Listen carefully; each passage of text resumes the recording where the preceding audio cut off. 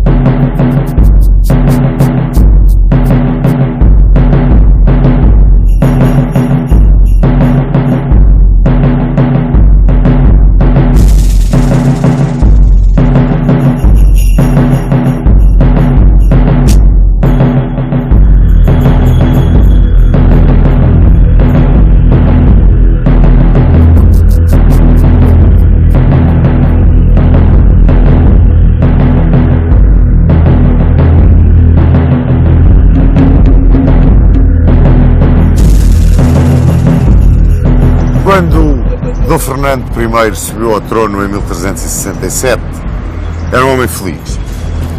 Era um homem feliz, era riquíssimo, moço, formoso, querido das mulheres. Dizem que inclusivamente tinha uma secreta paixão incestuosa pela sua meia-irmã Dona Beatriz, filha de Inês de Castro.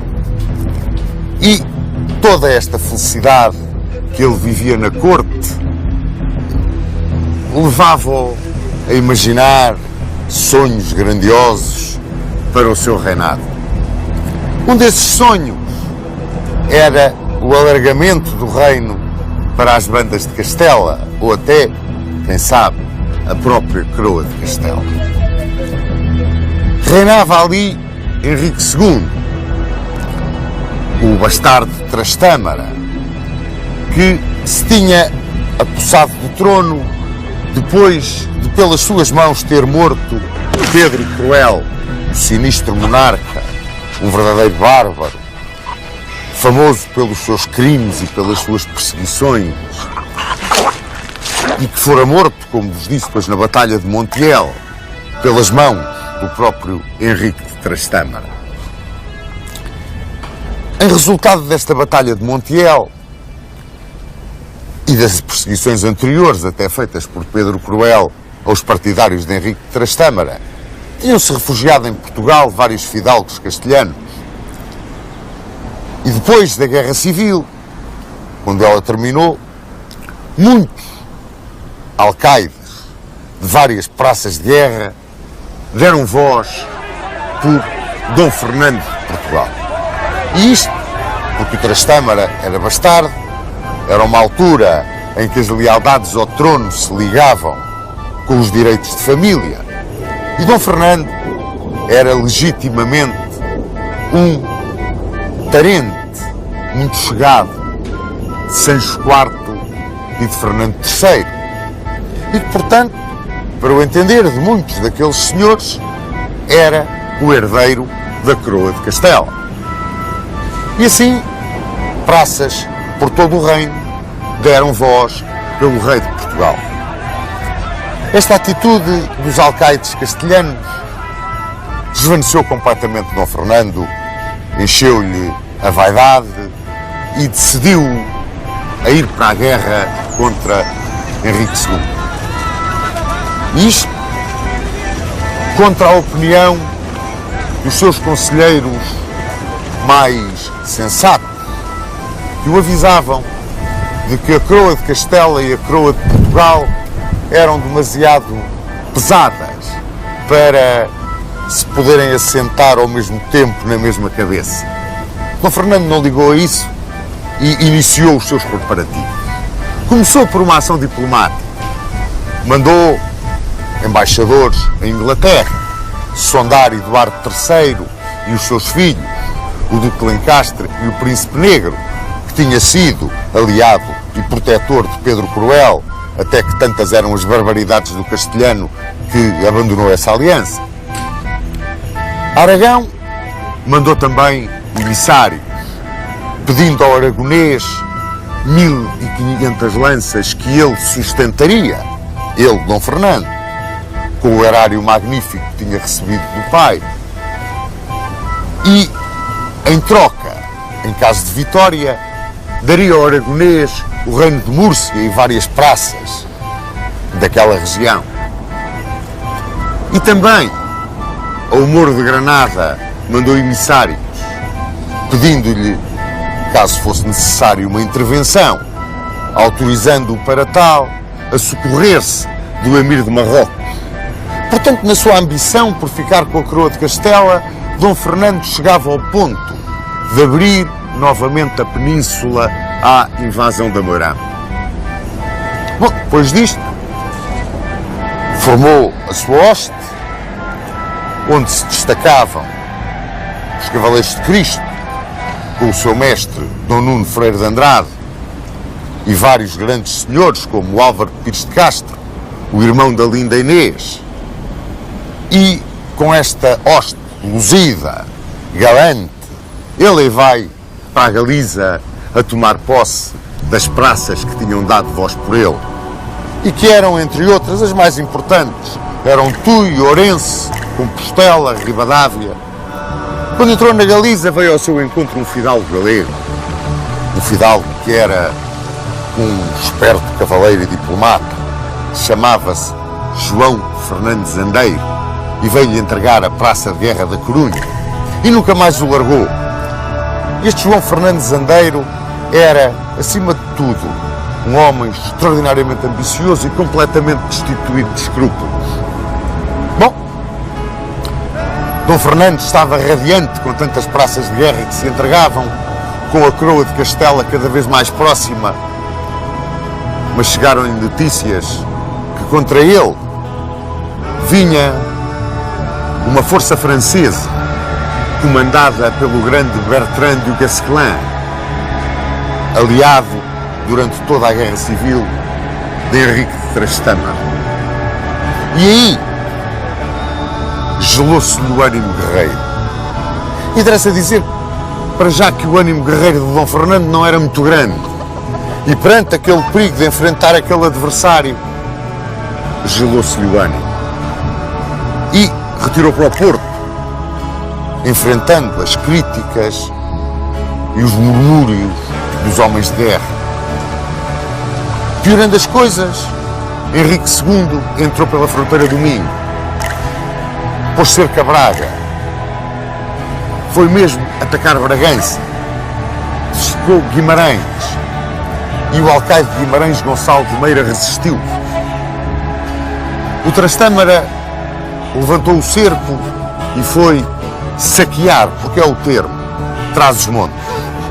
E Dom Fernando mais não fez do que dissolver o exército, dar ordem contra a opinião de todos para passar à guerra guerreada, a guerra de guerrilha, e nomear fronteiros para o Alentejo, os filhos de Inês de Castro, os infantes Dom João e Dom Dinis. Depois agarrou os seus homens de maior confiança e deu-lhes as alcadarias das praças de guerra portuguesas. E ele veio aqui para Santarém. E de Santarém ia para Lisboa. E de Lisboa vinha para Santarém. Num vai e vem de tal forma falto de qualquer sentido e até revelando uma certa cobardia, que o próprio povo começou de uma forma sarcástica a dizer versos bastante humilhantes para o rei.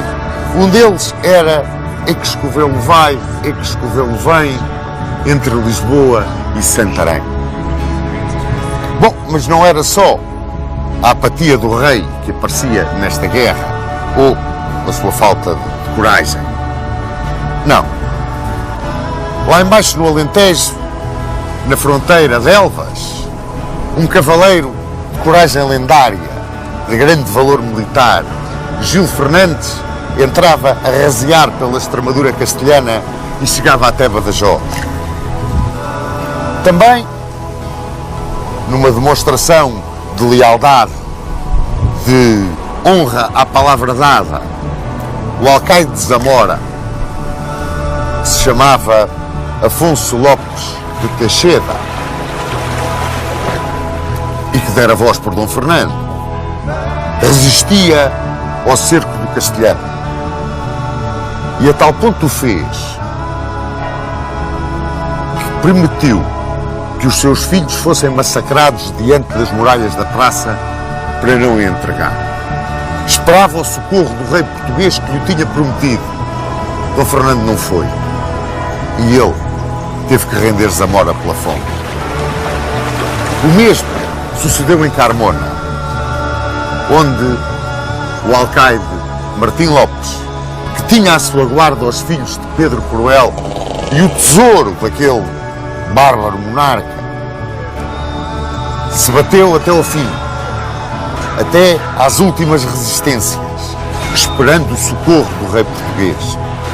Também teve que render a praça e o tesouro. Bem, com esse foi pior. Foi levado para Sevilha e degolado. E os filhos de Cruel ficaram entregues ao seu mortal inimigo. Estava assim Dom Fernando a cobrir de vergonha as gloriosas bandeiras portuguesas no conceito não só dos seus súbditos, mas também dos castelhanos que por ele tinham dado voz. Batia-se bem a Marinha. A Marinha bateu-se muito bem. Comandada por Lançarote de Sanha, conseguiu romper um cerco que lhe foi feito pela esquadra castelhana do almirante Bocanegra e, sacrificando 2 navios incendiários carregados de estopa e azeite a arder, lançou-os contra a esquadra castelhana, abriu uma brecha e conseguiu sair com a esquadra portuguesa e entrar com ela em Lisboa. Estava neste pé a guerra quando, com o tesouro a engordar, o castelhano, também já cansado, pressionou ainda mais para sul. E Dom Fernando, com o tesouro cada vez mais magro, lá continuava entre Lisboa e Santarém, metido nos muros, acovardado, pode-se dizer, quase apavorado. A verdade é que Dom Fernando recusava propostas de paz que lhe chegavam, enfim, de uma forma mais ou menos subreptícia. Mas o seu tesouro ia-se exaurindo, os cofres iam-se esvaziando. Agora era o aragonês que exigia o pagamento das 1500 lanças prometidas no seu acordo com Dom Fernando. E lá foi Afonso Baraceiro, um burguês de Lisboa, com 4.000 marcos de ouro para pagar a ajuda do aragonês. Mas o aragonês exigiu mais. Exigiu o casamento de Dom Fernando com a filha Dona Leonor de Aragão. E Dom Fernando, é claro, aceitou e mandou uma luzida armada comandada pelo conde de Barcelos, Dom João Afonso Telo, para ir buscar a noiva.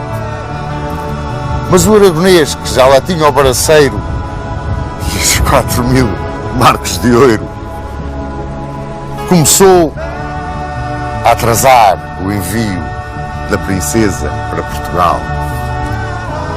E desculpava-se com o atraso da autorização do Papa, porque os noivos eram parentes e tinha que vir uma licença especial de Roma para o casamento se realizar. Assim, mandou embora o conde de Barcelos, Dom João Afonso Telo, e a esquadra que ia buscar a noiva, ficou lá com o baraceiro e com o ouro, e nesta altura o pontífice mandou os seus delegados à península para fazerem a paz entre o português e o castelhano. Como vos disse, Dom Fernando era teimoso e continuava a insistir nesta pequena guerra, não queria acabar com ela, mantinha ainda, quiçá, uma secreta esperança de que alguma coisa se virasse a seu favor, embora por isso ele pessoalmente nada fizesse. Mas de repente, e sem que nunca tenha sido muito bem explicado porquê, aceitou a paz que o Trastâmara, Henrique II de Castela, como vos disse, cansado de tantas guerras a civil, agora esta, também desejava. E, por intermédio de Diogo Lopes Pacheco, o velho conselheiro de Dom Afonso IV, que tinha estado implicado na morte de Inês de Castro, mas a quem Dom Pedro perdoara à hora da morte, porque reconheceu que ele o tinha tentado avisar e que não tinha participado diretamente na execução do grande amor da sua vida. Dom Pedro tinha-o perdoado, pois este Diogo Lopes Pacheco, amigo e protegido de Henrique de Trastâmara, era o seu representante em Portugal e foi um homem que teve grande influência também nas negociações que conduziram em 1371 às pazes de Alcotim. As condições destas pazes eram extremamente benévolas para Portugal, que afinal de contas tinha perdido a guerra, isso sem dúvida nenhuma. Assim, trocavam-se as praças conquistadas, desde que Dom Fernando aceitasse casar com a infanta de Castela, Dona Leonor. Sempre com uma Leonor na vida deste homem. Tinha sido a infanta de Aragão, Dona Leonor, agora era a infanta de Castela, Dona Leonor. E ele aceitou as condições de Henrique de Trastâmara e nada disse ao pai daquela de quem, afinal de contas, estava noiva em primeiro lugar, Dona Leonor de Aragão. Aproveitou o aragonês, mandou embora o braceiro e ficou com o nosso ouro em seu poder. Assinavam-se as pazes de Alcotim. Dom Fernando tinha caído no descrédito e com ele, o que é muito mais grave, o prestígio de Portugal.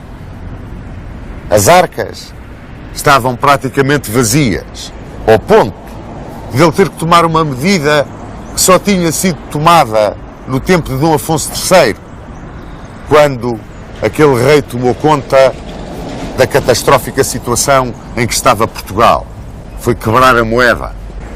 Tinha demorado 3 anos o rei Formoso, que tanto andou entre Santarém e Lisboa e Santarém.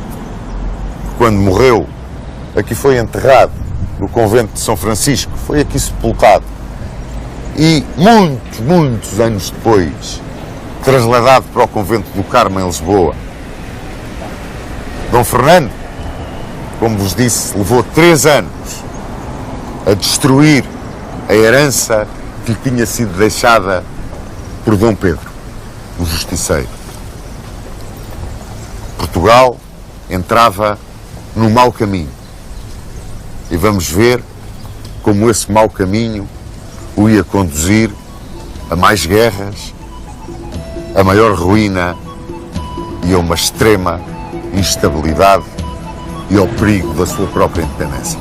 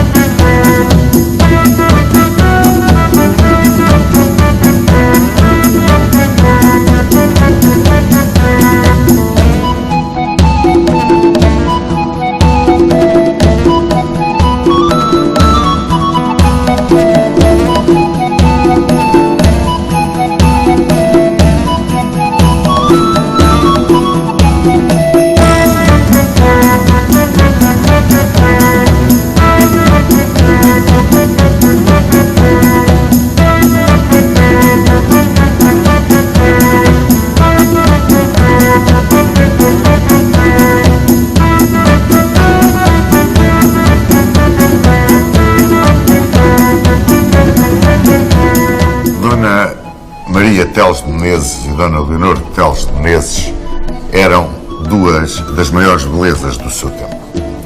Eram filhas daquele Martim Afonso Teles de Menezes, que tinha sido amante da filha de Dom Afonso IV, a rainha Dona Maria de Castela, e que tinha sido morto numa emboscada à ordem de Pedro Cruel.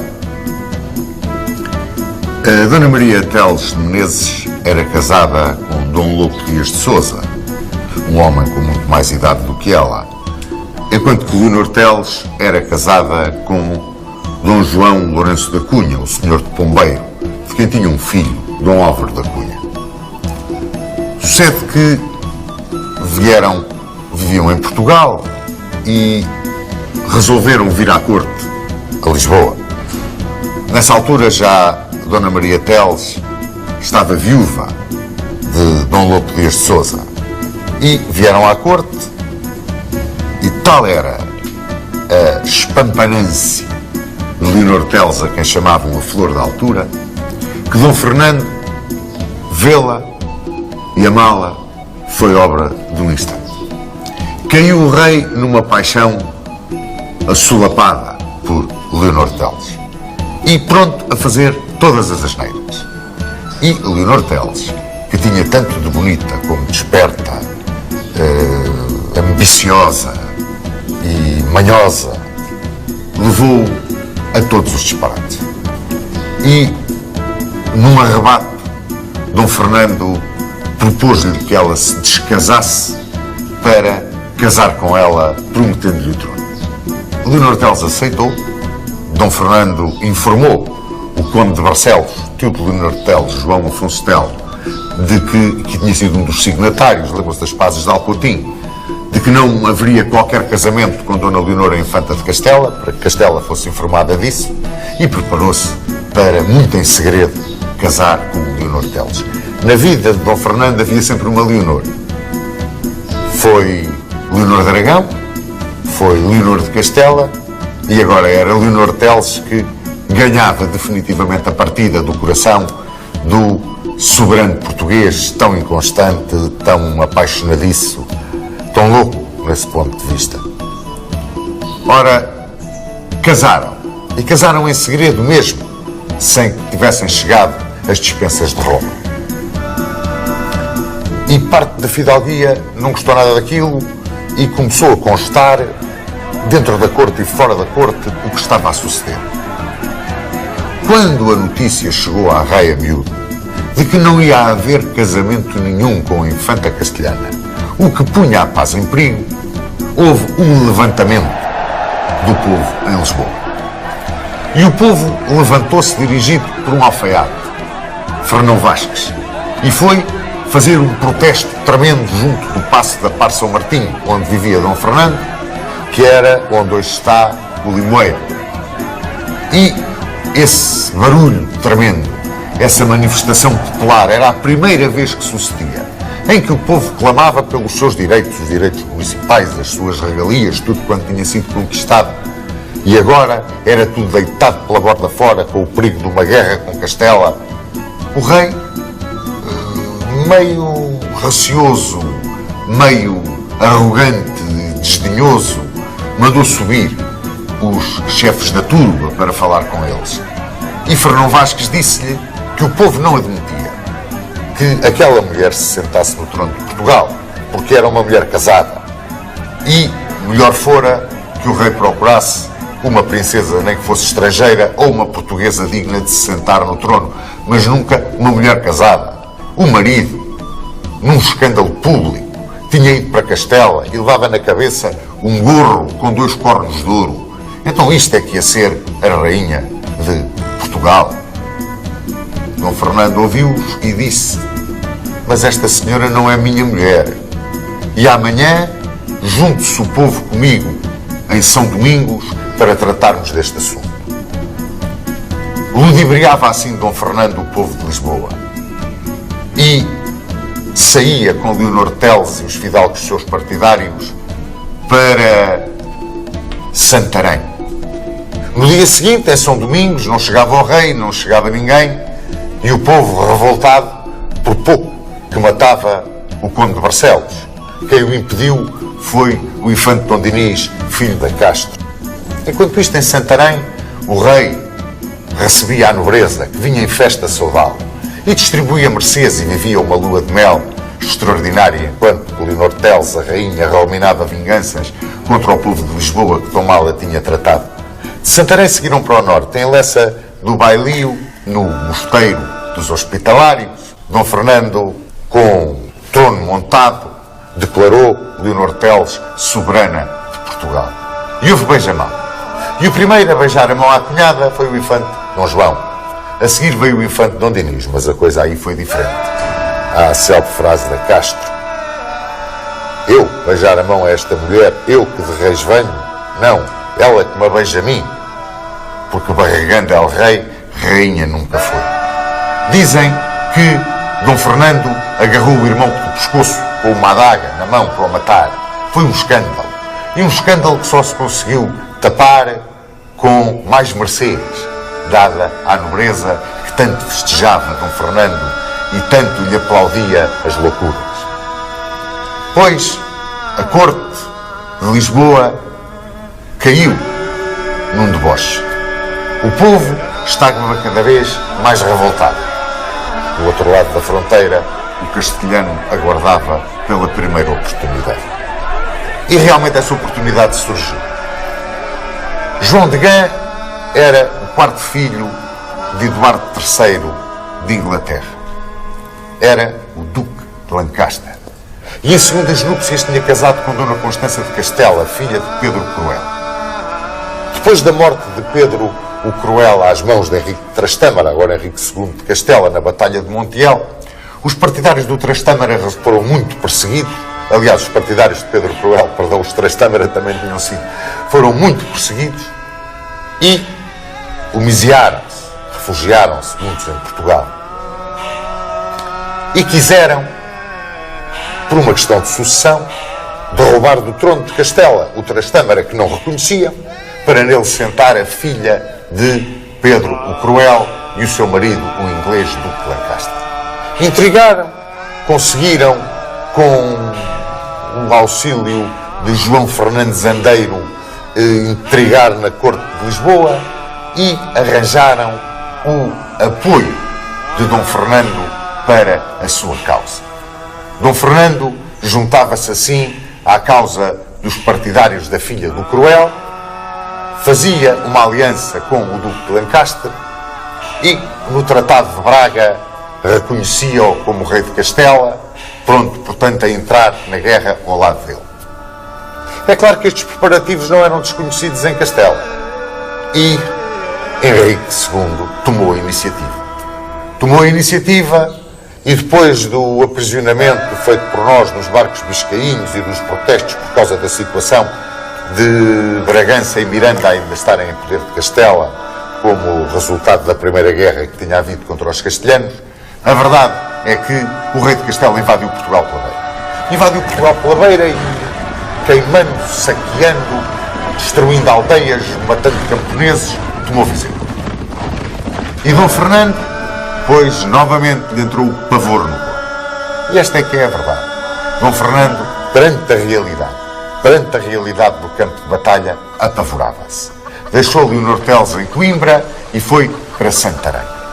E nem todas as provas de fidelidade e de coragem dos seus súbditos o levaram a sair dali para vir fazer frente ao castelhano que campeava como queria e lhe apetecia pelo reino fora. Cercou Coimbra, veio pôr cerca a Lisboa. O mestre Davis tinha 15 anos, era meio-irmão de Dom Fernando, filho bastardo de Dom Pedro I, Dom João, o mestre Davis. Com 15 anos, pediu ordens ao irmão para sair a combater o castelhano. O alcaide do Castelo de Faria. O homem que simboliza a fidelidade a um rei que se calhar não a merecia. Era Nuno Gonçalves, preso pelos castelhanos que tinham invadido a Galiza com Pedro Rodrigues Sarmiento. Foi levado diante das muralhas do Castelo de Faria, onde estava seu filho, para o mandar entregar o castelo. E ele, lembro-me no meu livro da terceira classe, quando se lembram também disso, o conto O Alcaide do Castelo de Faria. Sabes tu, Gonçalo Nuno, de quem é esse castelo? Sei sim, meu pai, Adel Rei Dom Fernando. Pois, se sabes de quem é esse castelo, maldito sejas tu no inferno como Judas, se aqueles que me cercam aí entrarem sem primeiro passarem por cima do teu cadáver. Defende-te, Alcaide. E defendeu-se o Castelo de Faria. E eram provas de coragem umas atrás das outras. E era a prova do povo de Lisboa, com as muralhas velhas a cerca moura. Lisboa praticamente não tinha defesa. Arrasados, a morrerem de fome, sem terem como se defender, quase à pedrada às mulheres, a resistirem. E Dom Fernando aí estava acovardado, metido em Santarém. Por sorte dele, o Lencastre começou a perder contra os franceses na Guerra dos 100 Anos. E o Papa Gregório XI, o Papa de Avignon, quis que se estabelecesse a paz entre os cristãos. E o castelhano aceitou essa paz que lhe foi proposta pelo cardeal Guido de Montfort. E Dom Fernando também aceitou a paz. Mas, meu Deus, em condições extremamente humilhantes. Tinha que abandonar a aliança inglesa, tinha que se aliar com a França e com Castelo. Tinha que entrar na guerra contra a Inglaterra. Mas tinha que entregar reféns. Tinha quase que abdicar dos castelos que tinha perdido. Pois Dom Fernando assinou essa paz. Uma paz vergonhosa. Uma paz que lhe custou prestígio a ele e ao reino. E dinheiro, é claro, porque o reino cada vez menos dinheiro tinha nos cofres. E, no entanto, aproveitou Dom Fernando brilhantemente esta paz. Aproveitou-a mandando reforçar e reconstruir as defesas do Porto, as defesas de várias cidades do Alentejo, de várias cidades da Extremadura, do norte do país e, sobretudo, de Lisboa.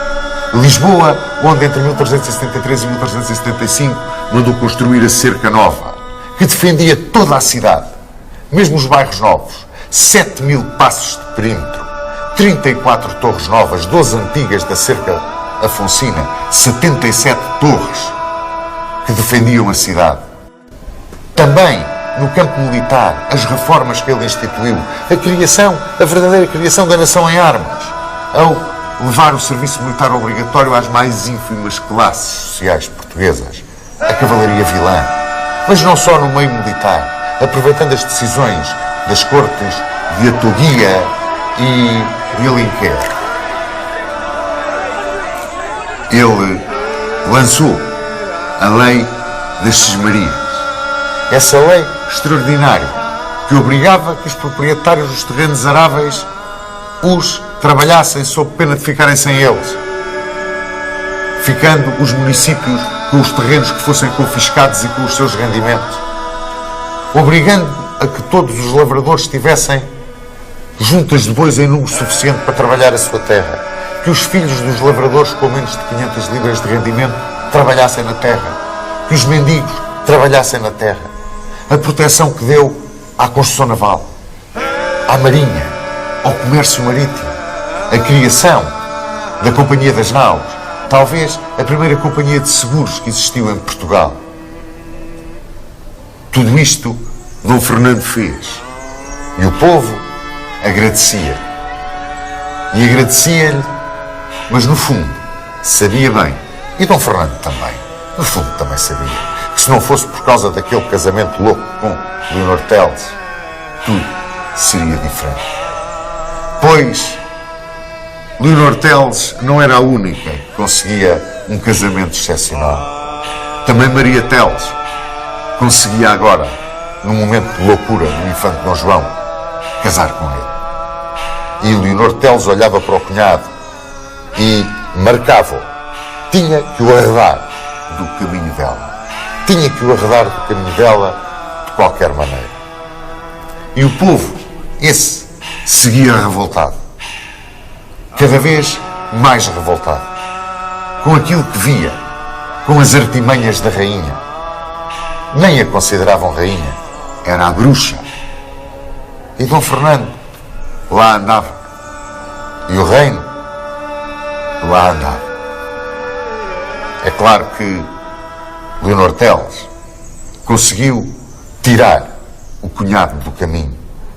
Arranjou maneira de ele, com a possibilidade de, casando com Dona Beatriz, a filha que nascera do amor de Leonor Teles com Dom Fernando, se era que era amor, porque ela praticamente não vivia com ele. Ele ia para Santarém, ela para Coimbra.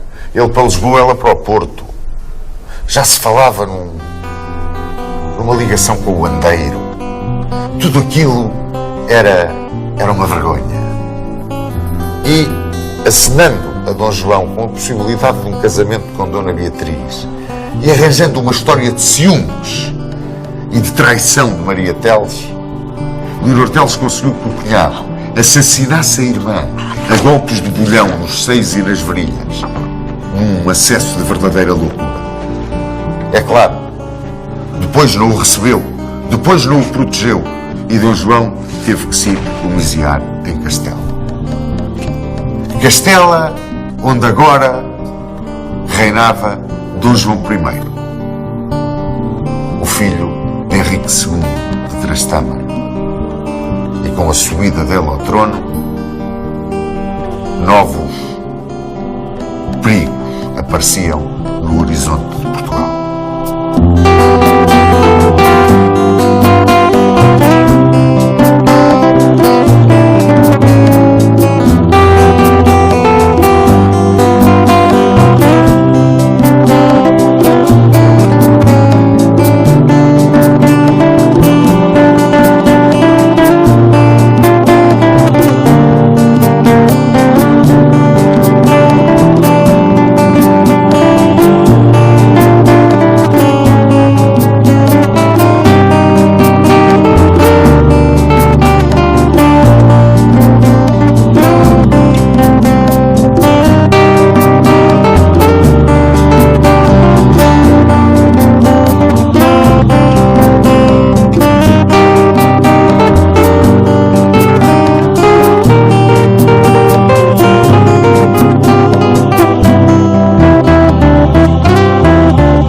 A morte de Henrique II de Castela levou ao trono Dom João I, que era casado com Dona Leonor de Aragão.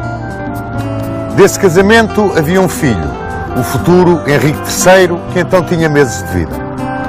Com ele pretendeu Dom Fernando casar a infanta Dona Beatriz.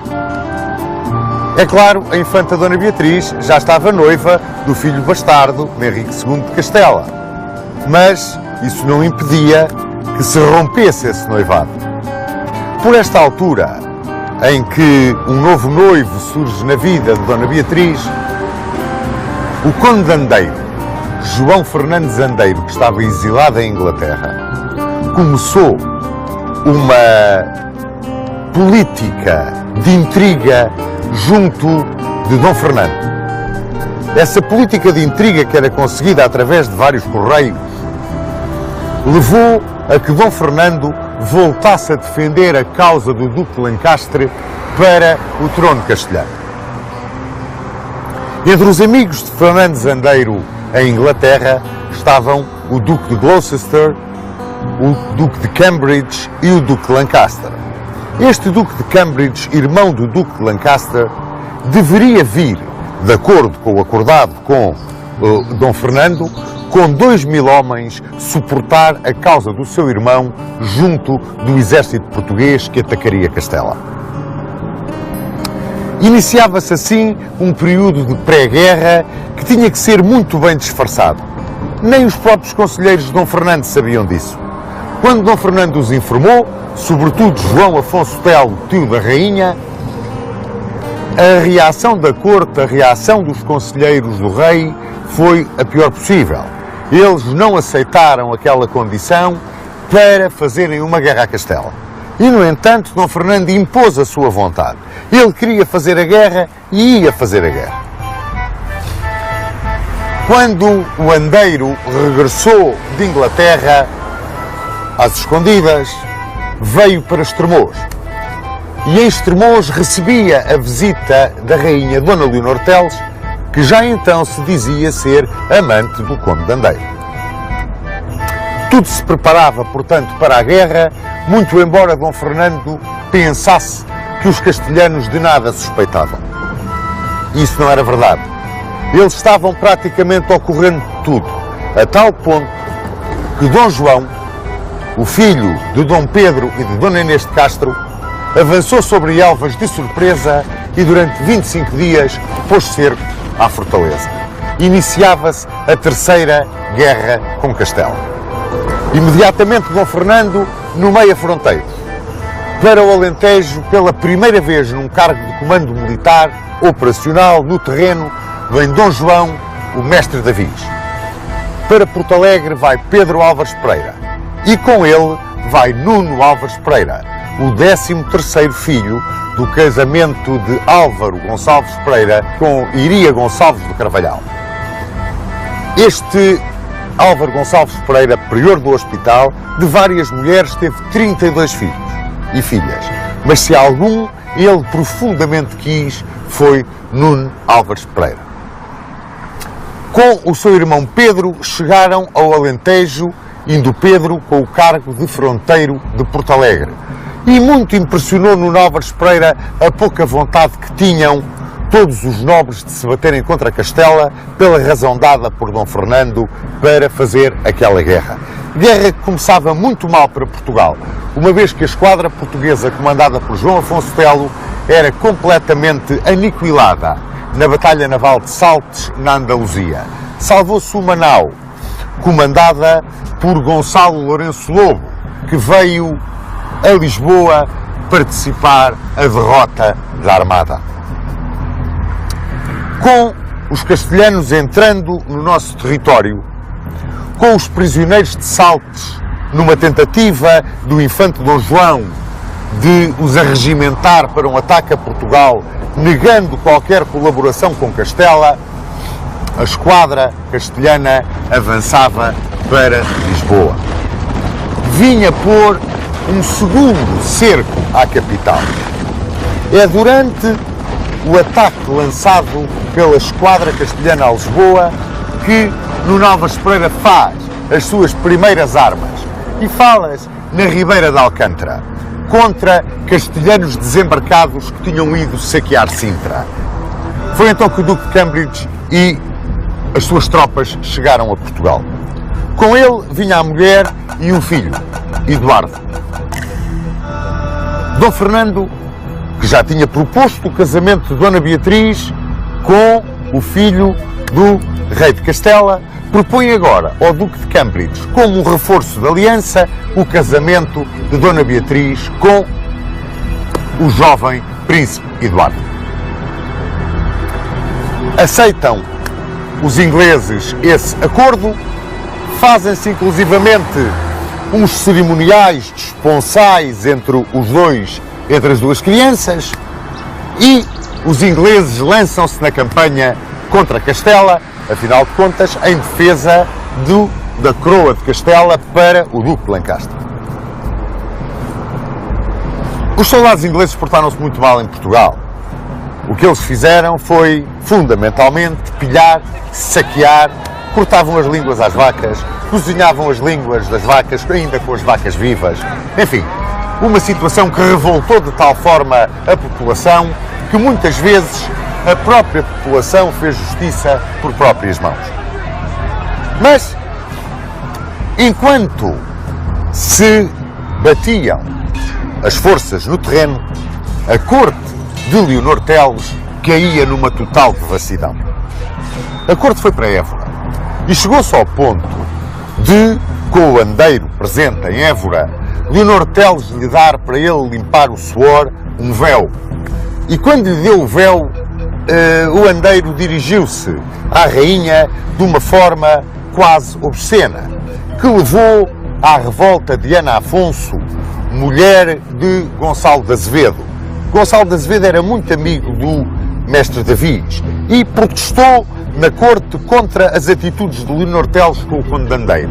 Isto levou a que Leonor Teles se quisesse ver livre dele, se quisesse vingar dele e, simultaneamente, ver-se livre também de Dom João Mestre Davis, que começava a ganhar muita projeção na corte portuguesa.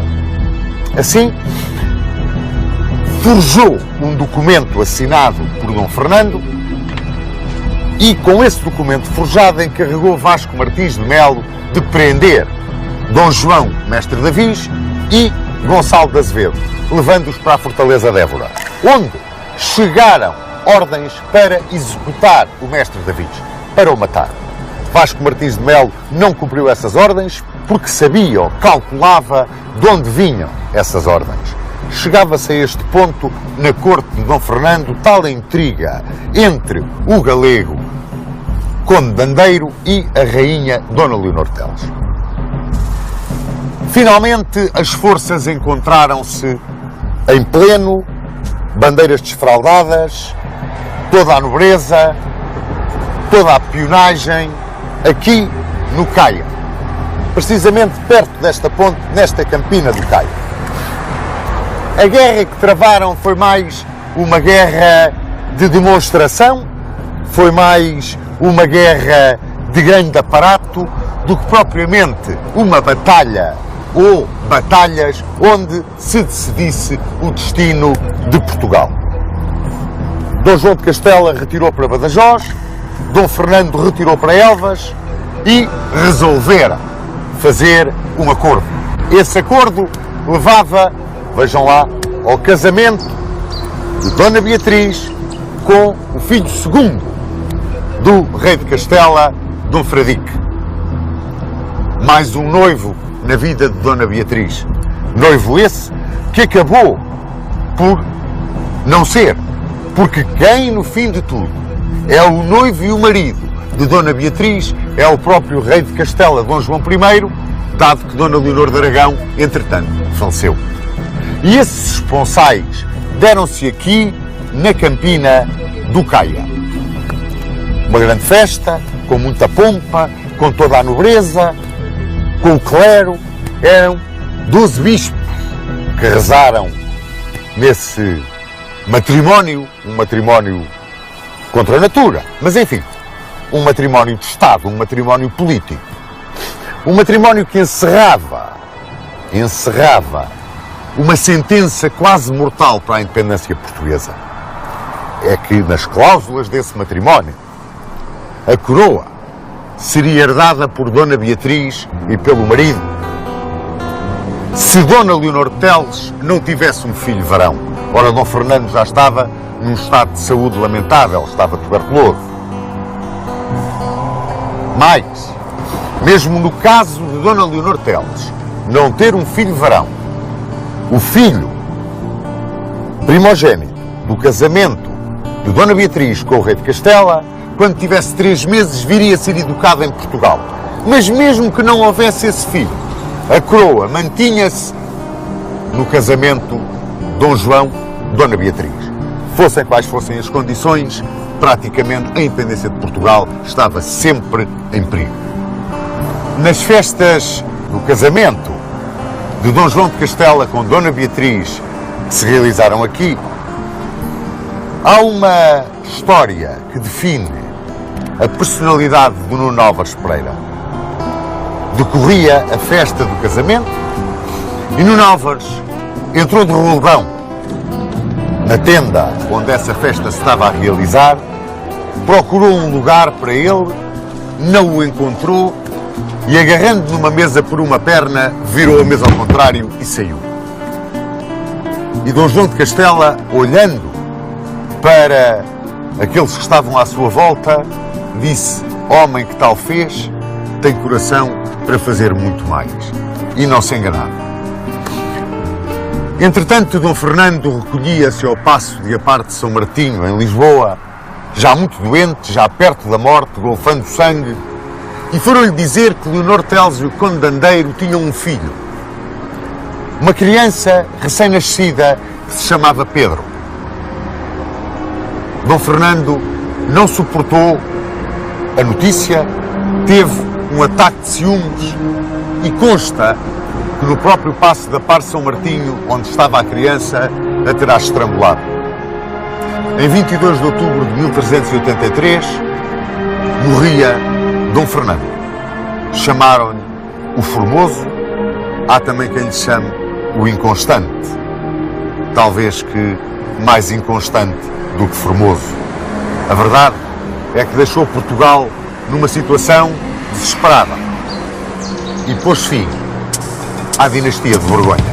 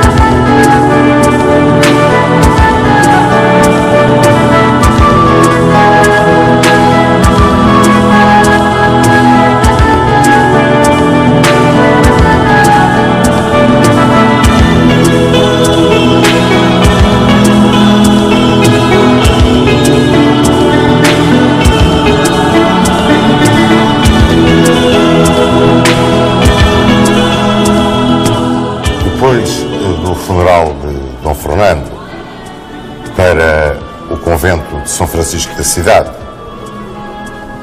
o povo de Lisboa voltou-se a manifestar. Era regente do reino em nome de Dona Beatriz, a rainha viúva Dona Leonor Teles, e junto dela estava, de uma forma descarada, o seu amante, o galego João Fernandes Andeiro. E o povo, dirigido por Fernão Vasques, revoltava-se contra esta situação. Novamente se protestava diante do paço de Apar de São Martinho. A burguesia começava também a mover-se. Começava a apoiar o levantamento popular. Aquilo a que assistia em Portugal era uma revolta. Uma verdadeira revolta popular. E quando a rainha mandou o Conde de Ceia aclamar Dona Beatriz como rainha de Portugal, aí houve muitos vultos da nobreza que não gostaram dessa aclamação e criaram um partido para dar voz pelo infante Dom João. Mas o infante Dom João, filho de Dona Inês de Castro, estava em Castela e foi preso em Salamanca, por forma a não poder interferir na subida ao trono de Portugal de Dona Beatriz e do seu marido, Dom João I de Castela. E então, a grande massa popular da nação e a sua burguesia, e os líderes da burguesia como Álvaro Pais, viraram-se para Dom João, o mestre Davis. Passou a ser ele, na ausência de Dom João, filho de Dona Inês de Castro, passou a ser Dom João, mestre Davis, o possível, o desejado líder do grande movimento em prol da independência da pátria e contra a subida ao trono português de Dona Beatriz, casada com um rei castelhano, com todos os perigos que isso representava para a própria existência de Portugal. Nesta altura, vem do Minho para apoiar o mestre Davis, Dom Nuno Álvares Pereira. E quando chega, vê realmente o ódio que existe em Lisboa contra Dona Leonor Teles e o Conde de Andeiro. E entra em contacto com um tio, Rui Pereira, e convence-o que têm que se acercar do mestre que têm que se aproximar dele e levá-lo a derrubar o Conde de Andeiro, a acabar com a predominância do Conde de Andeiro na gestão da coisa política e da coisa pública portuguesa.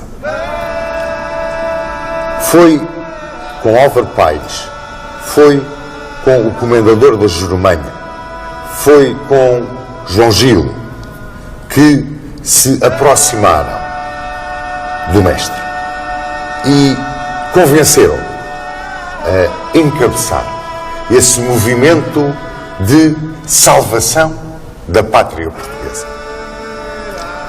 Em 6 de dezembro de 1383, o mestre mandou-se anunciar no paço de Apar de São Martinho para uma entrevista com Leonor Teles.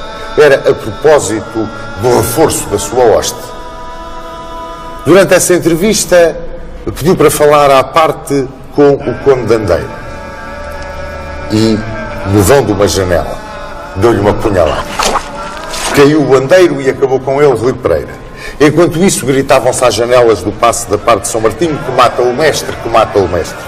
O povo acorreu numa fúria. Estava perfeitamente conduzido por Álvaro Paes.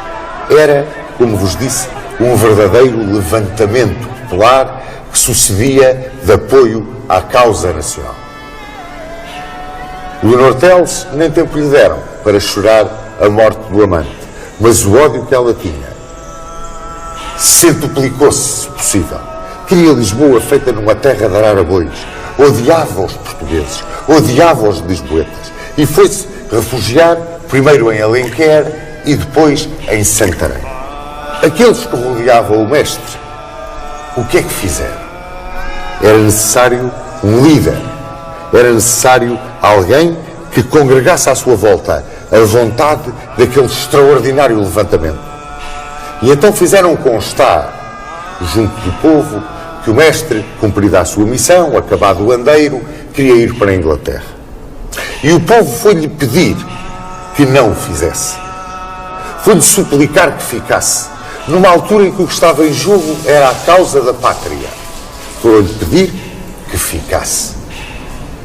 Entretanto, em Lisboa, Frei João da Barroca incitava o povo e chegava a levantar a hipótese de casar o mestre Davis com a rainha Leonor Teles para salvação do reino português. É claro que Leonor Teles por pouco que matava os enviados com esta proposta. Decidiram então juntar não os três braços da nação, mas os vereadores, os burgueses, a massa popular em São Domingos. E aí o tanoeiro Afonso Yanes Penedo decidiu que se devia propor a proclamação de Dom João, mestre Davis, como defensor do reino. E daí sai proclamado Dom João, mestre Davis, defensor e regedor do reino. E é nisso apoiado por João das Regras, Nuno Álvares Pereira, Álvaro Paes, Rui Pereira, o Comendador da Jerumanha. Todos os homens que ao lado dele iam criar esse movimento extraordinário que está na base do sentimento nacional do povo português. É aqui que verdadeiramente é lançada à terra essa semente que vai florir num dos momentos mais fantásticos, mais maravilhosos, mais extraordinários da história da pátria portuguesa. É claro que Dom João iria um dia agradecer este movimento que à sua volta se criou. Este movimento apaixonante e apaixonado. E em 1384 criou a Casa dos 24. Dava a esta Casa dos 24 a força do poder municipal. Reuniam-se ali 2 representantes de cada um dos 12 mistérios. E da eleição entre eles saía o juiz do povo, cheio de poder. Era realmente um momento extraordinário na história da pátria. Era uma verdadeira revolução. Chegava-se à revolução. E essa revolução alastrava pelo país. Olha, contam-se, por exemplo, conta-se meio verdade, meio lenda, que quando vinha para Lisboa para apoiar o mestre Davis, Nuno Álvares passou em Santarém e mandou corrigir, arranjar uma espada num alfageme que trabalhava junto da igreja de Santa Cruz. E quando lhe pediu a conta para pagar a espada, o alfageme disse-lhe que não lhe cobrava nada, que depois pagaria quando por ali regressasse Conde de Orém. Havia uma mística, e essa mística residia no povo. E os demais braços da nação?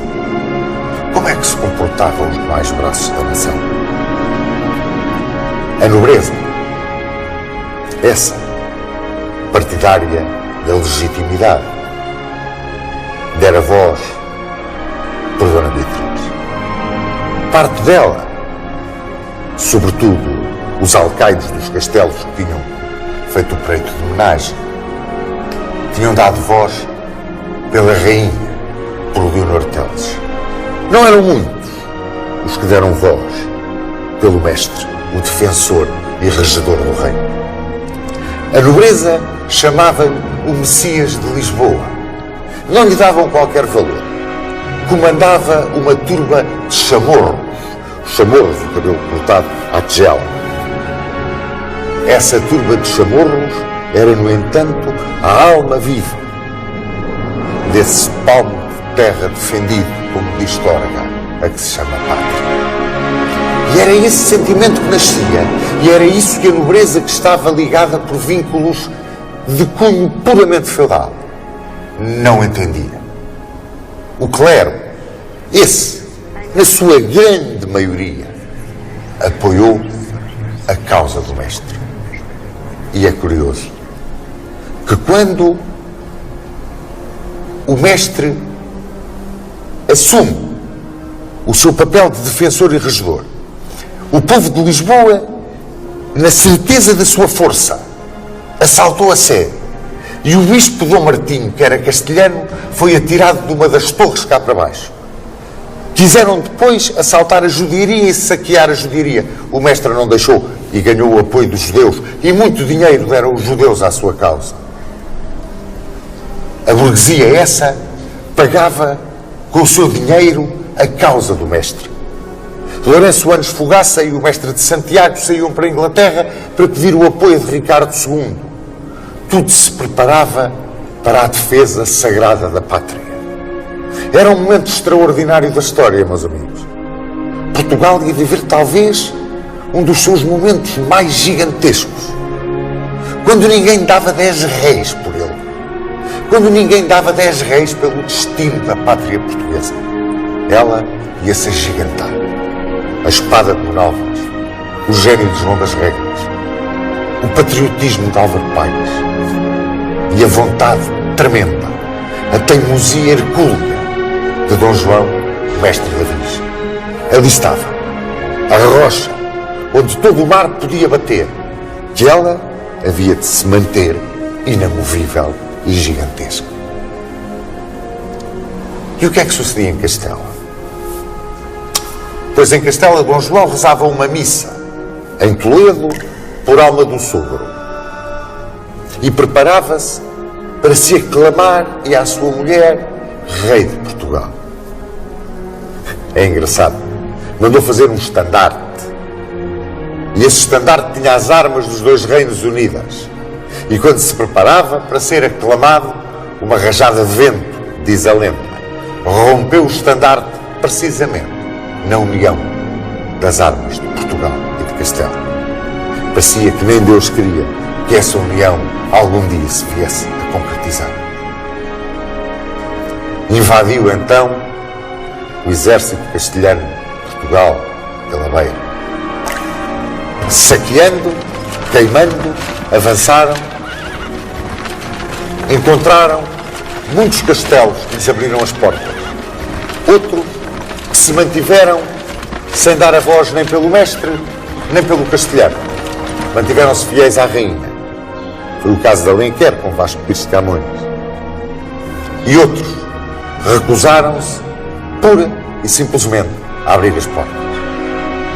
Mas a verdade é que a massa das grandes castelanias, se nós olharmos para o território nacional, imaginem, no norte há uma mancha que desce pela fronteira da Beira e em que a grande maioria das fortalezas deu voz por Dona Beatriz.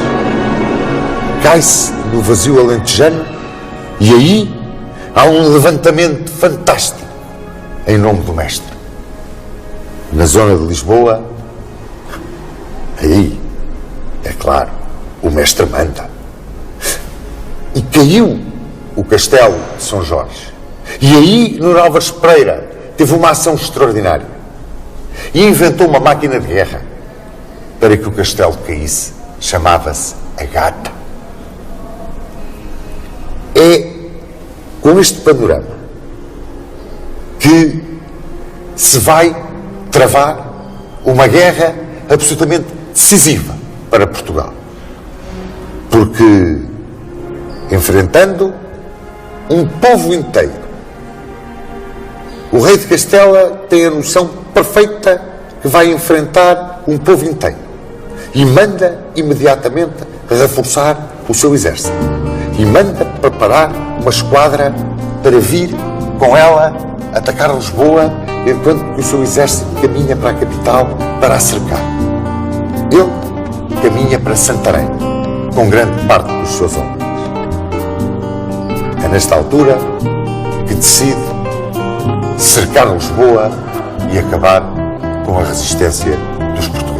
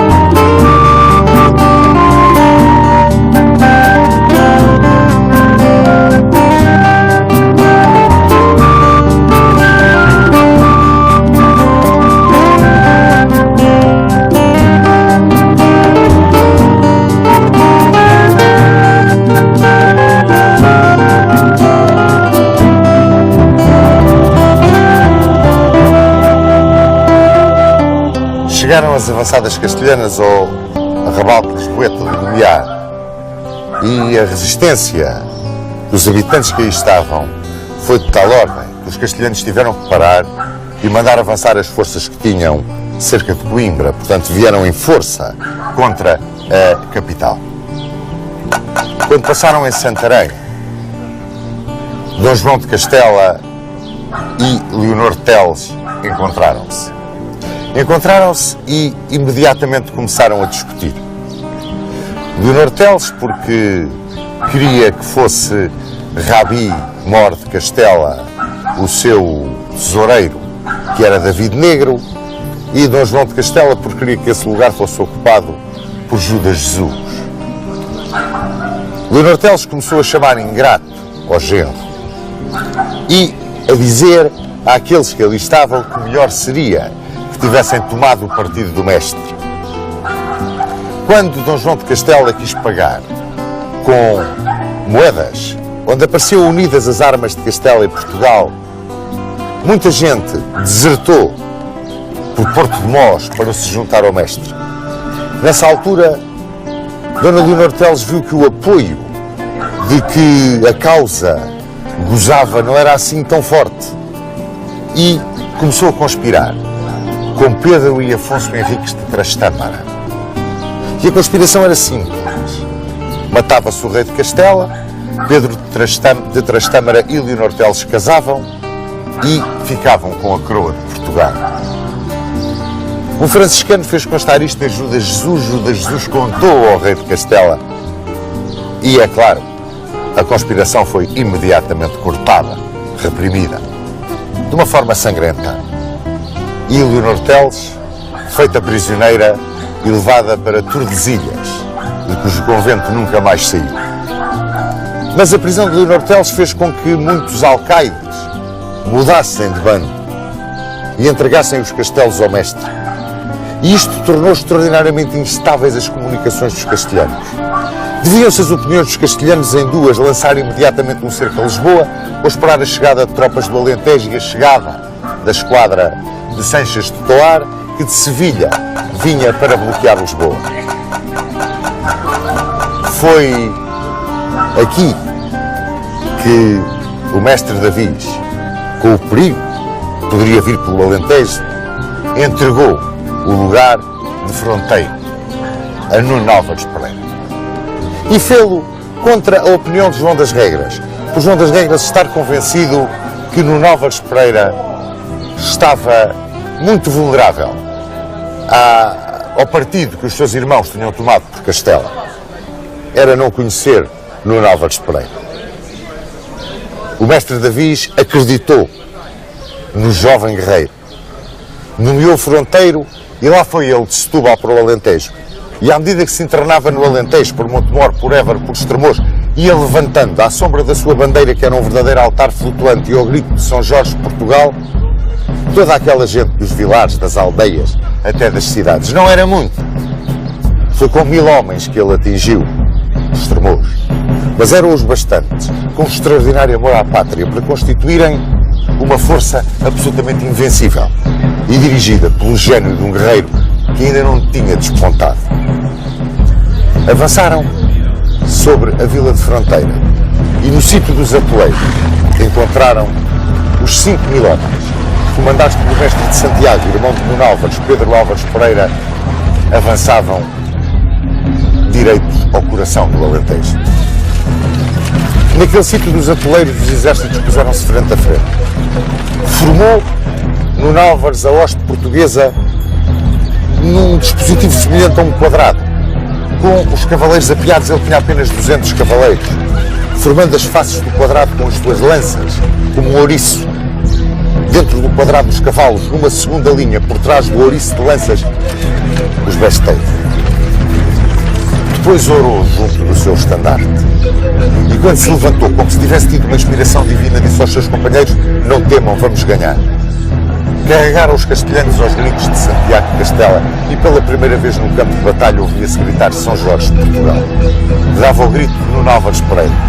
Espetaram-se os cavaleiros castelhanos nas lanças do quadrado português e de repente dentro do quadrado português começaram a sair setas virutões, derrubando os cavaleiros. Foi uma catástrofe para os castelhanos. Perderam ali alguns dos seus grandes capitães, muitos dos seus homens, e entre os seus grandes capitães Pedro Gonzalez de Sevilha, o mestre de Alcântara. A vitória dos Atoleiros era uma vitória simbólica, ecoou por todo o país. Os Chamorro tinham vencido a grande cavalaria de Castela. Era milagre, não era verdade. Por esta altura, a esquadra de Sanches de Toar chega à Barra do Tejo. Sai o rei de Castela do Lumiar e vem pôr a Lisboa o seu terceiro cerco. Era um cerco em regra, um cerco em força para destruir a cidade, para tomar de uma vez por todas essa cidade, capital da revolta que Leonor Teles odiava. Levanta-se no porto uma esquadra para vir socorrer a cidade, a capital. Essa esquadra é comandada por Gonçalo Rodrigues de Sousa. As galés foram reparadas por ordem do arcebispo de Braga, pelo clero. E aí vem a esquadra, descendo a costa. Nuno Álvares, esse, campeia pelo Alentejo em companhia de Gil Fernandes, que era o seu emo. Eles não se entendiam bem, mas Gil Fernandes respeitava-o profundamente. E lá vão Monforte, Tarrões, Alegrete, Vila Viçosa. Gil Fernandes é capturado em Campo Maior, os elvenses pagaram o seu resgate. E a hoste arrasta agora atrás de si, de um lado para o outro, fazendo-os perder tempo, a grande força de Pedro Rodrigues Sarmiento. O rei de Castela nunca mais perdoou a Pedro Rodrigues Sarmiento ter andado naquele jogo do gato e do rato no Alentejo. Agora que o rei de Castela cercava Lisboa, que tinha o seu posto de comando onde está a escola politécnica, e daí mudou para Santos, ao pé da igreja de Santos o Velho. Pois comandava a defesa de Lisboa o mestre Davis. No dia 28 de maio de 1384, Álvaro Pérez de Guzmã lança um violento ataque contra a porta de Santo Antão, onde hoje está o Museu dos Recreios. Aí, homens e mulheres, sobretudo as mulheres, defenderam-se como leões. Os lisboetas preferiam morrer a render-se. Veio a fome, veio a sede, caiu a Almada em poder dos castelhanos. E quando caiu a Almada em poder dos castelhanos, o senhor de Breviesca alertou o rei de Castela para uma grande verdade. Estava a travar um tipo novo de guerra, que eles desconheciam. Estavam diante de um levantamento nacional. Não era um rei, não, nem um pretendente, não. Era um povo inteiro que eles tinham que combater. E estavam bem internados no coração desse povo inteiro. Entretanto, as alcadarias iam mudando de mãos. Hoje servia um senhor, amanhã outro. Foi o caso de Vasco Porcalho, de Vasco Pires de Camões, o alcaide de Alenquer. A marchas forçadas direita a Palmela vinha Nuno Álvares Pereira. A esquadra de Gonçalo Rodrigues de Sousa voou o bloqueio castelhano. Veio fundear diante de Lisboa, mas os castelhanos prenderam-na aqui e atacaram-na. E quem a salvou? Quem salvou as galés? Foi João Rodrigues de Sá, a partir daí conhecido pelo Sá das Galés. Mas os castelhanos perdiam muitos dos seus grandes capitães. O Conde de Arraiolos morria em combate. As coisas ali à volta da Almada não estavam nada bem. Os habitantes defendiam-se como leões, mesmo fora dos muros, nos dédalos, nos casebres, daqueles pequeninos bairros dos pescadores. Nuno Álvares chegava à Palmela e do alto das muralhas mandava acender os fachos que indicavam aos lisboetas que ele tinha chegado. Estava pronto para socorrer a capital. E os de Palmela saíam dali, iam direitos à Almada e empurravam-os da Almada contra o rio. Neste momento, a peste ataca o arraial castelhano. A opinião do infante de Navarra e de quase todos os capitães castelhanos é levantar o cerco e ir embora dali. Já não há nada a fazer. Mas Dom João de Castela quer ficar. A peste ataca-lhe a mulher, Dona Beatriz. E Dom João de Castela decide retirar. Os de Almada, quando retiram, os castelhanos de Almada, quando retiram, levaram com eles as crianças. Foi um crime horrível. Levaram-nos como reféns os miúdos. É incrível, mas é verdade. Está na história. Retirou o rei de Castela sobre Santarém. Entrava o mestre em São Domingos. Abraçava ali Nuno Álvares Pereira. Prestavam-lhe homenagem todos os cavaleiros. Era um ídolo. Era o Salvador. Ao seu lado, a figura de Nuno Álvares começava-se a agigantar. Em Santarém, o castelhano distribuía mercês àqueles que o tinham acompanhado e que não acreditavam no Messias de Lisboa. O Messias dos Chamorros, era assim que eles chamavam ao mestre Davis. E, no entanto, chegaram a ter a ideia de que se o mestre aceitasse o rei de Castela, ficaria como regente do reino de Portugal. Não conheciam o mestre. Claro que não o conheciam. Não sabiam a têmpera daquele homem. Para o Alentejo saía novamente Nuno Álvares Pereira e Gil Fernandes. Eles não se davam bem, como vos disse, mas combatiam sempre juntos. E começaram a limpar a fronteira. Para Coimbra, a velha capital do reino, convocavam-se cortes gerais. Ia-se discutir o destino de Portugal.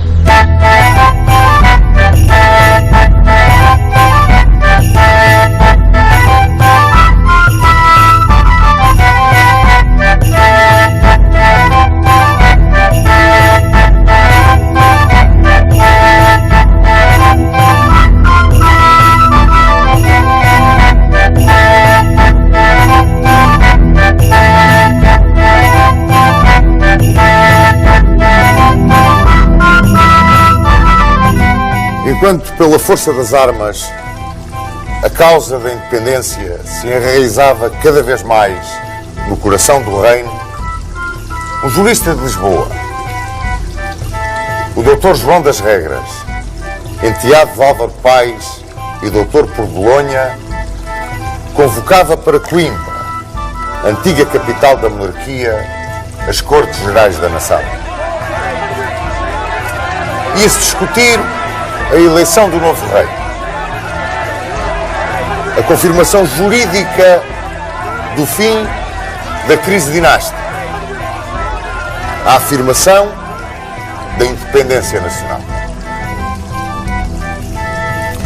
O Dr. João das Regras contava com o apoio incondicional dos procuradores do povo. Esse povo, amante da liberdade, capaz de tudo para a manter, e que era tão partidário do mestre Davis, que este, quando fora aclamado defensor e regedor do reino, tinha criado a Casa dos 24, onde estavam representadas as 12 bandeiras ou grêmios dos mistérios, e que entre esses mistérios e esses representantes elegiam o juiz do povo, que era considerado o chefe do terceiro Estado. E era nesse terceiro Estado que João das Regras confiava como grande peso para uma decisão final favorável à pátria nas Cortes de Coimbra. Além deste apoio, contava também o grande jurista com o apoio incondicional de Nuno Álvares Pereira. A causa do infante Dom João, filho de Dom Pedro I e de Inês de Castro, era defendida por Martim Vasques da Cunha, um esforçado cavaleiro beirão. E não podemos esquecer que o próprio mestre Davis tinha um dia dito que guardaria o trono para o infante Dom João. Quando as cortes se reuniram em março de 1385 aqui em Coimbra, o ambiente era de grande exaltação. E os procuradores do povo quiseram aclamar imediatamente o mestre Davis. Exigia-se, no entanto, a legitimidade para essa aclamação. E essa legitimidade ia ser a bandeira de João das Regras. Naquele dia, a voz do grande jurista de Lisboa era a voz da pátria. Começou por considerar a causa de Dona Beatriz como uma causa menor. Primeiro, porque ela tinha nascido quando Leonor de Teles ainda era casada com João Lourenço da Cunha. Depois, porque estava casada com o rei de Castela, que era um herege que seguia o Papa de Avinhão. Mas, além disso, o comportamento moral de Leonor de Teles permitia duvidar da paternidade de Dona Beatriz. Quanto ao infante Dom João, a questão era mais complicada. Mas dizia João das Regras que Dom Pedro I só tinha declarado o seu matrimónio com Inês de Castro 4 anos depois dela ter morrido. E que, mesmo essa declaração, não tinha sido muito convincente e permitia levantar dúvidas. Mas acrescia a estas dúvidas sobre a legitimidade deste infante o facto de quer ele, quer o seu irmão Dom Dinis terem pegado em armas contra a pátria ao serviço do rei de Castela. E, além disso, a mãe e o pai, Dom Pedro e Dona Inês, como muito bem se recordam, tinham um laço de compadrio, porque Dona Inês tinha sido madrinha do infante Dom Luís, filho de Dom Pedro e de Dona Constança. Coube então a Martim Vasques da Cunha a defesa do infante Dom João. E de tal forma a fez que Nuno Álvares Pereira, extremamente exaltado, guerreiro dos pés à cabeça, sussurrou a João das Regras que talvez fosse melhor matá-lo. João das Regras não aceitou e dissuadiu de tal loucura e tomou novamente a palavra e exibiu diante das Cortes de Coimbra uma carta de Inocêncio VI em que proibia terminantemente o casamento de Dom Pedro e Inês de Castro. E acabava dizendo: melhor fora não ter que provar isto na praça pública.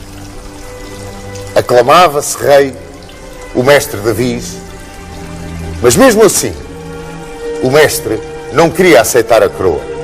Dizia ele que não a podia pôr em risco no guerrear iminente que se avizinhava das fronteiras.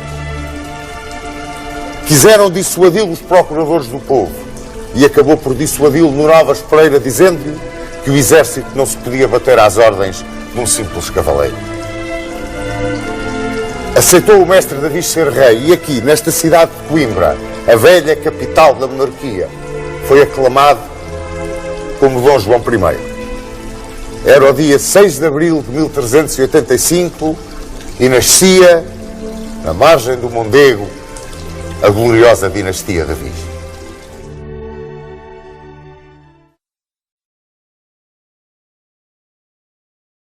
O último rei da primeira dinastia, portanto, encerra a dinastia de Borgonha e, para mim, na minha concepção e no meu estudo, a dinastia de Borgonha encerra com o pior de todos. Uma dinastia que, na sua média, foi brilhante, tem realmente um final desgraçado. Dom Fernando. E eu gostava de ouvir a opinião do Sr. Dom Duarte acerca realmente deste rei, a quem chamaram o Formoso. Uns chamaram-lhe o Formoso, outros chamaram-lhe o Inconstante. Eu penso que mais inconstante do que formoso. E gostava de... Realmente teve alguns defeitos que foram muito marcantes e eram particularmente graves naquela época. Um era de, aparentemente, não... Enfim, o relacionamento com a rainha não seria grande coisa, porque a rainha parece que teria um amante, o que já era muito grave, enfim. E segundo, era mau militar, perdeu as ações militares em que se meteu e não tinha resultados. Então, isto naquela época era fatal. É verdade que também houve algumas ações muito interessantes no seu reinado, como o começo do sistema de seguros para os navios mercantes, com um sistema de seguros mútuos, que creio que se chamava a Companhia das Naus, se não me engano, e com a constituição, portanto, a construção das muralhas de Lisboa. Foi um trabalho fundamental para as épocas que vieram a seguir, nomeadamente as invasões castelhanas que se seguiram, e a Lei das Seis Marias. A Lei das Seis Marias faz parte do mito popular ainda hoje, até porque da Lei das Seis Marias destinava-se a terras abandonadas que eram entregues a quem as pudesse cultivar. Não é?